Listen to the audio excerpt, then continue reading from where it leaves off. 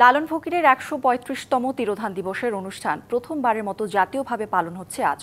অনুষ্ঠান শুরুর একদিন আগে থেকেই লালন ভক্ত, অনুরাগী আর দর্শনার্থীদের ভিড়ে সরগরম হয়ে ওঠে গোটা এলাকা।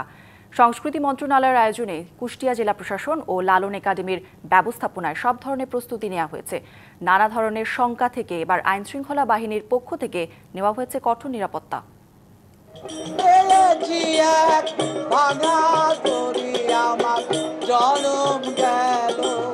আধ্যাত্মিক সাধক ফকির লালন শাহের ১৩৫তম তিরোধান দিবস। সংস্কৃতি বিষয়ক মন্ত্রণালয়ের আয়োজনে এই প্রথমবার জাতীয়ভাবে অনুষ্ঠিত হচ্ছে মরমী সাধক লালন ফকিরের স্মরণ উৎসব।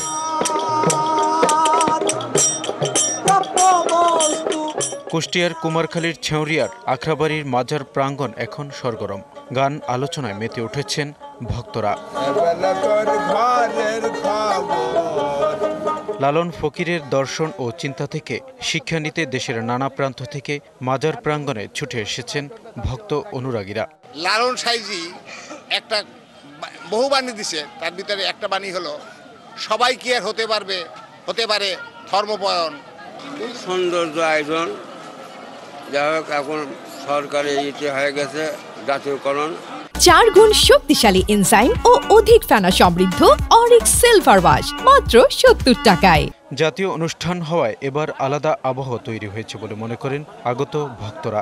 ঢাকা মিরপুর থেকে আসছি, আসার পরে মোটামুটি আলহামদুলিল্লাহ পরিবেশ, সুন্দর পরিবেশই দেখছি। একদিন আগে যে এত পরিমাণ মানুষ বা তাদের যে আগমন সাধু বাউল ফকির, এটা আগে কখনো আমি দেখি নাই বিগত। প্রতি বছর এখানে শুনি যে লালন উৎসব হয়, তো যার ন্যায় আমরা আসছি এই বছর দেখার জন্য আর কি। অনুষ্ঠান উপলক্ষে 3 স্তরের নিরাপত্তা নেওয়া হয়েছে। সব রাজনৈতিক দল ও মতের লোকদের সহযোগিতা নেওয়া হয়েছে বলে জানিয়েছে প্রশাসন।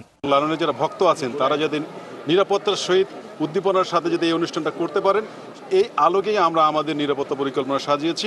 লালনের যে জীবন আদর্শ, তার যে জীবন ধারণের পদ্ধতি বিশ্ববাসীর সামনে উপস্থাপনই আমাদের এবারের এই তিরোধান দিবস এই জাতীয়ভাবে উদযাপনের মূল উদ্দেশ্য। 1890 সালে দেহত্যাগ করেন লালন ফকির।